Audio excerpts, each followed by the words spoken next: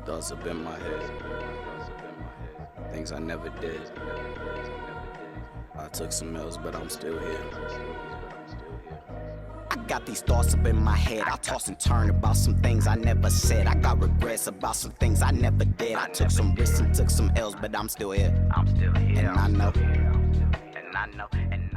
Yo, what's going on, everybody? Welcome back to another episode of the Overthinking Thoughts Pod. I'm your host, Ed, and as always, journey with me as we pursue greatness in a world full of chaos. What is this? Episode 54. Back at it again with another week. I hope things are going well. I hope that you all are doing well. I hope that life has been giving you the things that you need in order to be successful.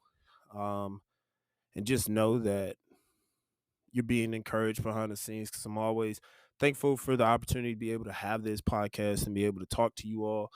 Try to encourage you as best as I can, give you what you need with the hopes that you grow from it. And, so hopefully that's useful. But as always, I thank you for supporting me. Shout out to all the new followers over on TikTok. Appreciate y'all liking, commenting, supporting, adding it to favorites. Definitely huge. Shout out to the 2 new subscribers on YouTube. Appreciate y'all. Let's see. I know we got some new people over at Instagram as well, so shout out to y'all too. But definitely thankful for the opportunity to do this every week. So, other than that, things are things. Life is life, but we take it one day at a time. That's all we can do. So yeah, before we get started, as always, you can listen to us, you can subscribe to us, you can love this podcast on, we stream on Spotify. We are on Google Podcasts, we're on Apple Podcasts. Also, for the visuals, if you are listening through streams, but you want to see what's going on, which ain't much, just my handsome face.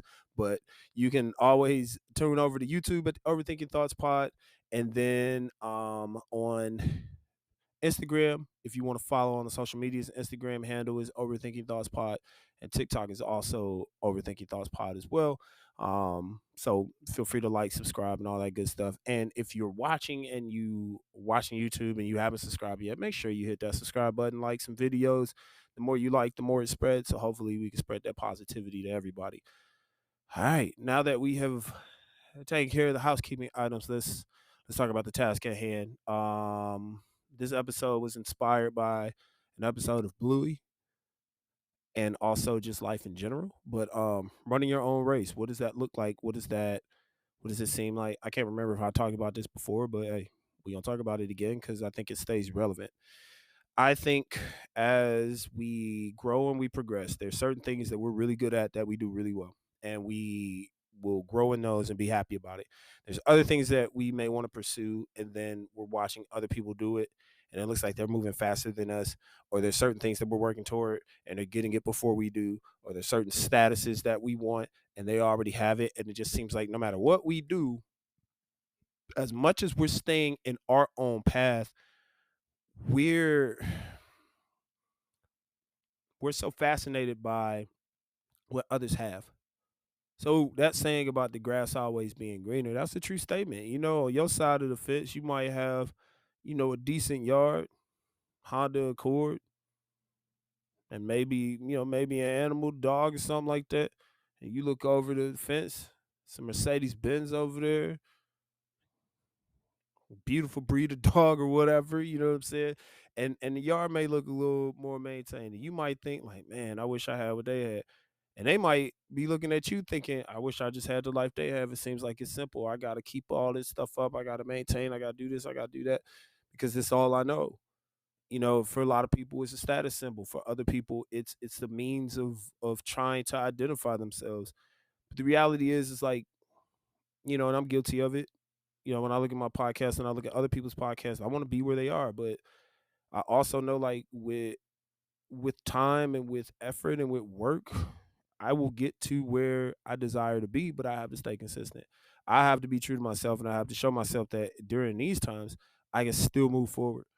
The same goes for anything in life, like when it comes to work or relationships or building your own brand or whatever the case may be. Like, you're gonna have some moments where it's gonna be so easy to watch what other people are doing and seeing how fast they go. But you have to stay consistent and run your race and stay at the pace of which you know. I remember one time, speaking of pace, I remember in a life where I used to like run and sprint and stuff like that. I remember I did this like 4 mile little run or whatever. And one of the guys that I knew that was running it, he's been running marathons. He's been doing all types of like, I mean, almost every other weekend he was in a race. That's just what he does, right? And I remember he was like, "I'll run the first mile with you, kind of get you hyped." Because I mean, I've done a little bit, but I've never. I did run a half marathon before one time. I'll probably never do that again. It's not that it can't be done. It's just that I know if I train like I did last time, which I didn't train that much, did I complete it? Yes. Did it hurt? Absolutely. Um, I learned the lesson that you need to properly prepare yourself and do the full training rather just telling yourself, "I think I'll be all right." It was great that I believed that I could do it, but I probably should have also prepared my body for it too. But that's neither here nor there. But we start off this race, we're going. We're running a pretty decent pace. I'm keeping up with what I know how to do because I'm not an advanced runner. So at the way the first mile ended, it kind of went around this curve and then you made a left and it was kind of a little downhill, but that's where like, that's where like, all right, I'm in the race now, right? So I'm running my pace. He was like, all right, man, we got you through the first mile. How you feel? I'm good, man. I'm gonna keep this pace. I'm gonna keep going. And he was like, okay, I'm gonna take off. Like, do your thing. I'll see you at the finish line. I'm like, bet. So he goes and like I knew he was gonna be some steps ahead of me. I already knew that. I don't think I was prepared for how many steps he was gonna be in front of me because I was like at when he first kind of took off, I saw the distance between us. I said, you know what? If I could just keep my eye on him, then I'm gonna be doing really, really good. Just as long as I can kind of keep this pace and see him. And he went to a different gear and he hit that corner and I was just running. I'm doing my little like jog. He hit that corner and I was just like, oh man. And lightweight got discouraged. This is the part that I want to bring up. So understand like when you run your pace, you're running at your speed. You're running at what is the best limit for you. You start comparing your pace to other people and how they move, you're going to burn yourself out. You're going to be tired. You're going to be mentally fatigued, which means that you're going to put yourself in a position where you're not going to want to be or you're not going to grow. You're not going to be in your best version of self because your mind is tired. You haven't given yourself or your mind that ability to be able to rest and regroup and recover because you're so worked up on trying to figure out, well, how do I get like them or how do I be like them? No. Once you create your pace and you know that it works for you, go there. You'll know when it's time to accelerate. You'll know when it's time to slow down. But under no circumstance should you be trying to run somebody else's pace because you're not in their shoes. You're not in their footsteps. You're not running their path. You're running yours. So you have to stay the course, trust the process, and pace yourself so that way you don't outrun where you're supposed to be and you don't burn yourself out. Those are big steps. But as I learned, I realized like, as I was going through it, I said, man, all right. That was a little discouraging because I'm like, all right, I know I'm not on that level. But then I told myself, let me do what I do best. So I'd have my like little list of music, and I would just run to the beat. And that helped me get through. And eventually at the end of the day, I ended up finishing the race. I felt really good about myself. I got to the end. He clearly was miles ahead of me. But for a person who didn't necessarily do that all the time and was trying to get back into it, the fact that I was able to stay consistent and finish it all the way through, like that was an accomplishment for me. That was something that helped me feel good. And at the time, another thing that really helped me was like there were people all around. There's people out like clapping, there's people that are running, there's like people come out, they see this stuff and it's easy to get distracted by that. It's easy to look to your right, look to your left, and see things that look more glamorous than where you are. But what you have to realize is those are temporary things. Those are temporary pieces on your journey.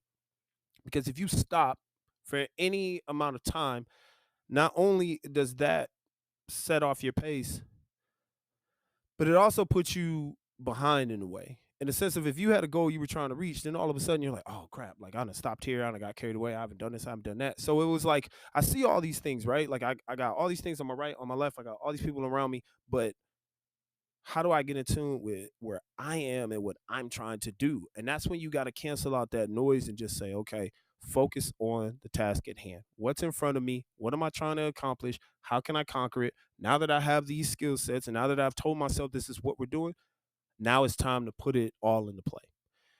And I think that can relate to a lot of things in our life because I mean, it's just unfortunately that's what society has done us, has made us compare ourselves to everybody else and we got to be like this person or that person, or if you're not doing this then you're not here, or if you're working this type of job and making this type of money then you'll never be able to be this type of person or this type of money. Like it just there's just so much.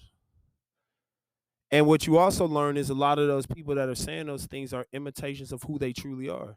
There's so many people that because they're not running their own race, have tried to duplicate and imitate somebody else who is successful. The reality is that they'll never grow because they've compromised who they truly are. And it's going to take longer for them to identify who they are and how their race is supposed to go because they sabotaged it for somebody else's dream and glory. And why would you do that when you're capable of achieving success in your arena, in your path, on your road? Why would you throw all of that away just to try to be like somebody else when you can be uniquely yourself and create more opportunities, achieve more goals, accomplish more feats, and put yourself in a position to be great? Like why go away from who you are? And then that goes back to the identity piece. Like in the midst of creating your or running your race, I think sometimes we also get caught up in the mind game of I'm not as good as, or I'm not as strong as, or I'm not the person to do it. It's rough. It damages your mind. It definitely attacks confidence and it puts you in a position of just like you start your own growth. You could be your worst enemy. Like you can really say some hateful things to yourself and some hurtful things that stop you from progressing. And I know I always talk about this, but you have to talk positive to yourself. You have to speak life into yourself. You have to invest in yourself. You have to love you. You spending so much time filling everybody else's cup, but you're not going to be able to fill people's cups when you feel empty inside. That starts with loving you. That starts with believing in you. That starts in investing in you. The rest of that will come, but if you don't take care of yourself, then what you doing? You spend the time trying to worry about everybody else and make sure everybody else is okay. And as they're advancing, because you haven't taken time to work on the true version of you and heal whatever wounds you need to heal and build how you need to build, well, of course they're gonna pass up because you've neglected the person that needed you the most. Love yourself too. You deserve that love. And if you're willing to give it to everybody else, be willing to give it to yourself too. It's an important piece of life that we need because man, this world is not fair. Like there's a lot of things out there that I still don't understand. I've been struggling with a lot of things these past couple of weeks of just life and family and money and cars and just a bunch of like things that I know I don't have control over, but it's been damaging, man. Like I to tell you that, I've been chipper and happy all the time. Nah, that's not I can't necessarily say that. What I can say is that, I'm still trying to do the best that I can with everything that I have. I'm still trying to go through each day, but there have been moments that have been more challenging than others. And I think part of running your race is you're gonna run into some challenges. You're gonna run into some things that you are not equipped for. But I would tell you to change your mindset instead of looking at it like this is a challenge I don't think I'm going to be able to accomplish. I think the mind state should be this challenge is going to strengthen me in whatever area I need. So wherever I feel weak, once I accomplish this, I'll be stronger. And I know it's going to be a tough battle physically, emotionally, mentally, all those things. But I also know that if I stay the course and trust the process and truly accomplish this and go at it at my pace and do it the right way, I know at the end of the day, when I stand on top of this thing after I've conquered it, I will be better because of it. I've grown mentally, I've grown physically, and now I'm able to continue the path ahead because I know now that any challenge that comes my way, I'm able to face it. Think about when you go to the gym, like if you ever work out, like, first time you go to the gym, you start lifting weights, you come home, the muscles hurt. They hurt bad, right? Because it's new, like, they going through some stuff. You might be going through some stuff and you hurting right now. But just like that muscle, if we continue to work on it and we continue to stay solid and we give ourselves a solid game plan and we put ourselves in a position to keep working as best as we can, eventually you start to grow in those areas. And that sore pain, or as you're going through it, you realize, like, starts to fade away the more you start staying consistent with your plan, because it's starting to grow. And you'll notice that as you start to grow, certain things that you've dealt with, certain pains, certain traumas, and things that, as you have worked on them and started to heal them, you realize that although it's there, maybe that pain starts to disappear a little bit because you're starting to grow. And part of running your race is also knowing when you got to take some time to just walk and when you have to sprint. Like, you have to know that about yourself. You have to know, and have a full honest conversation with yourself about who you are, and where you're trying to go. That can be hard because sometimes then you got to hold yourself accountable for things. And I don't think, we don't like holding ourselves accountable. It's an uncomfortable feeling, but with growth, uncomfort comes because you're not used to it. You're not used to being in that, like, kind of being in that space. But the more you start to embrace that process, the better off you'll be, the better off you'll become. Like, that's something I learned in therapy. It's definitely a vulnerable experience. I will be a firm advocate for therapy, counseling, all that. Like, if you know you need to go, please go. But that's part of running your race too, is knowing that if you need to talk to someone about what you may be facing or what you're going through, like, do that. It's very important for you to do that because you owe it to yourself to know who you really are. And I haven't watched this documentary yet, but I know the Kurt Franklin thing was on YouTube and he was talking about it. And I saw somebody made this quote, so I'm probably gonna butcher it, but it was just like, "How do I know who I am strong when all I've known is who I was weak?" It's just like, well, it's time to work on that. And it seems like the theme this week that I've been having with most people is just, it's advice that I need to take too. Is I have to go one step at a time. I can't take one step and then skip 4 or 5 steps. Just doesn't work that way. I can't, try to jump over certain obstacles. I can't. Like, it's just, there's things that are going to come my way that are going to help me grow. And I don't want to miss out on anything that can enhance my life or enhance my children or my wife or my family. You know what I mean? Like, I want to make sure that I get everything that I can so that way I can give it to them so they can grow and be stronger than me.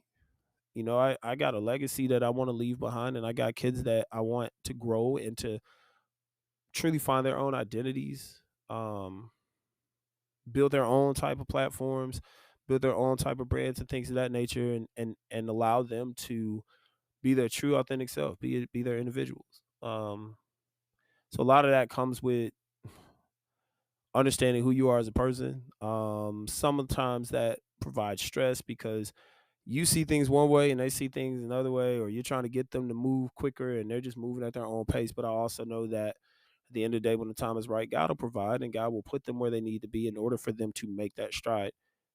And I just have to trust that process.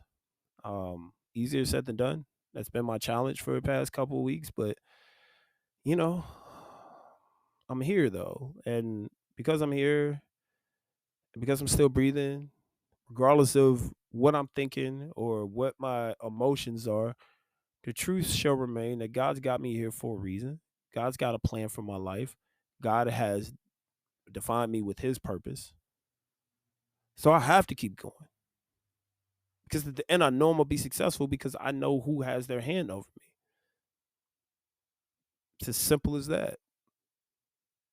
Do I get discouraged some days? Oh, of course. Yes. I'm human. I'm emotional, man. Like, I go through it. I almost cried today, man. I was just having a moment.